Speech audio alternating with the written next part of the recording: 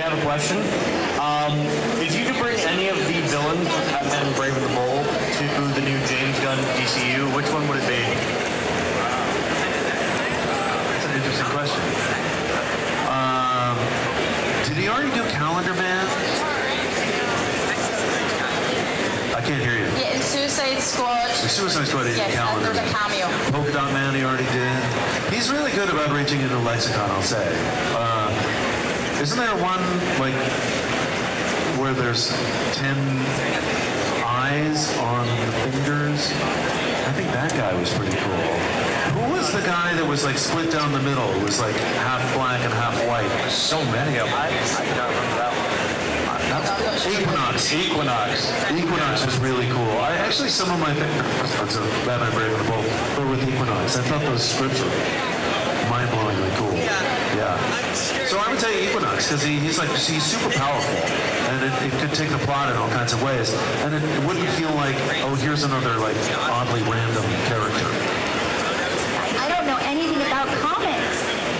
So, but my ex-husband, who is one of my dearest friends in the whole world, if you see the new Guardians of the Galaxy, the holiday special, he's in the band. He's that band. He's the one with the glasses. There really are a band from Texas called Old 97s, but James Gunn is a huge fan of the band. Right. So he put him in the movie, and it's so funny. I was like, we can do comics together. We'll bring our kids. It'll be great. Another question here. Who else has got a question on the other side? Okay, coming to you next. Hello, my love. What's your name? My name is Jay. I got a question for you two gentlemen. What's one storyline that never came to light between Batman and Joker that y'all wanted to put on the Batman Brave and the Bold show? Like, what's one fight, like, story that y'all kind of had in mind that never really... That we pitched? Yeah. Well, that doesn't generally happen in the voice world, but, you know, Jeffrey and I really wanted to do an episode where it was just Batman and Joker at a con. And we're waiting at the buffet, you know, but it's a really long line. And some kind of poison takes over. That's right. Yeah. So generally in the voiceover world, you just get the script and you just do it.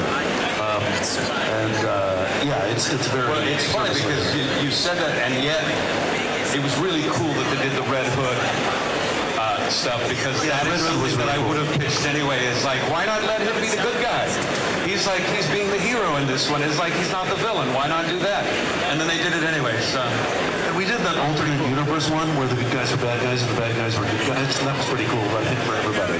Batman was still Batman, but everybody else was good. But I have a question too. What did you think of Batmite?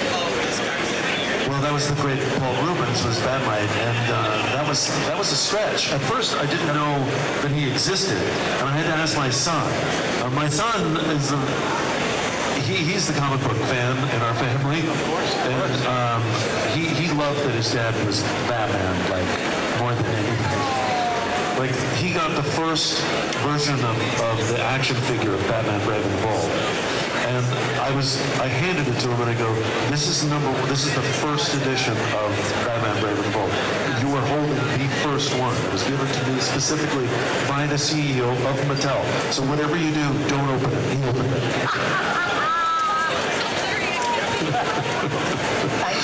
We used to go on vacation together, obviously, we're family, but I would tell the kids they could bring one book. And he would bring the DC Encyclopedia. I was like, technically, yeah, it's one book. It's just a one book. It is an encyclopedia, but okay. What's your name, my friend? What's your question? Hello, my name is Sean, and for both Batman and Joker, I wanted to ask, how did it feel to, like, do the episodes where both Batman and Joker are teamed up and working together? Because that is such a, like, unorthodox, just completely off-the-wall team up. Like, they would never work together, but it works so well. So how did it feel to, like, make history like that? Yeah, that's part of what I was saying. It's like I would have totally pitched that, and they did it, and I thought it worked beautifully. I thought it a lot of that comes from James Tucker. James Tucker really was our boss on the show, and Michael Jelinek was a head writer, but James Tucker is the real deal. I mean, he is a comic book fan in a very deep way, and wanted to do things that were unorthodox and out of the box. And the idea of teaming up Batman and Joker is, you know, it always feels like their relationship is so incredibly symbiotic. A lot of directors come into that, but to have them team up was pretty unique narrative. I always thought it was very cool. But then, you know, what's great about the show is Tucker's like a kind of a visionary because he grew up with in a very small town in the South, and comic books are what's, you know, really drove him more than anything. So he's a beautiful cat if you ever get a chance to meet him. He's a great guy. But that kind of novel thinking is really Jim Tucker. And Paul Dini did a lot on that as well. That's right. I mean, the two of them are just so amazing. Thank you. And over here, you guys. Where's Wally? No, Waldo. That's it. We're in America, not the UK. Where's Waldo? Hello, my love. What is your name? What's your question? My name is Skylar. I have a kind of controversial question. Interesting. So Nightwing is said to be uncastable. Do you have any fan cast personally who you would cast as Nightwing in the James Gunn universe? Nightwing. Oh, that would involve a young actor. I don't know anybody young. I literally have no idea who anybody is. Yeah, my daughter, I'm sorry to say that one. I'm not sure. Yeah. And you know, just for fun, I'd like to see Greg Sibes do it just for fun. Oh, wouldn't that be great? Thank you very much. Right. I'm so sorry. That'd be a whole different kind of Nightwing, man. Okay, what is My name's Tyler. So my question is not Batman related because I also want to hear Greg talk. We all do.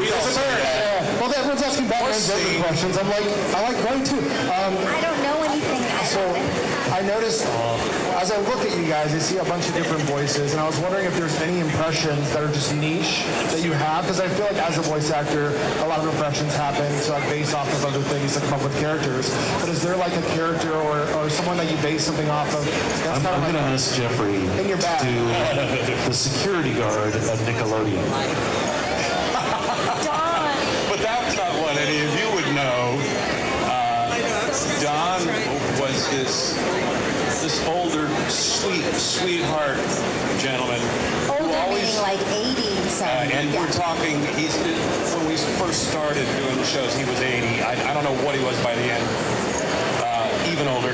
But he would literally lean on the arm. He had like an umbrella above him, and he would lean on the arm, you know, that led us into the parking garage. And every morning we would stop and he'd go, "Hey, how's it going?" And we're like, "Hey, Don, great to see you this morning." He goes, "I'll tell you what, I pulled you down over there, and I got water, I got Coke, and I'm going to let you in a minute, but first I want to tell you the news." And he would just like go on for like 2 minutes. I'm going, "Don, I'm a little late to the show." And he'd go, "All right, what do you know?" And in Once you Turkey, do a series, you got to build in that time to park. yeah, but I mean, he was so funny, and everybody knew him. My grandmother had a huge crush on him. I took care of my grandmother. She passed away at 94, but I would bring her with me all the time. And she's like, "It's okay, Nikita. I'm going to stay out here and talk to the nice little man. He's so cute. He's so cute." And I was like, "He's married. Stay away from him." It's like, "Well, she's not here right now. I'm here right now." She was so cute. But I think as far as like impressions, you're saying like niche things that you're kind of known for, or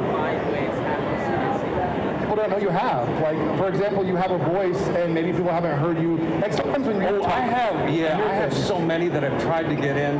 I remember seeing an old Eric Roberts movie, and it's this movie is called the Pope of Greenwich Village.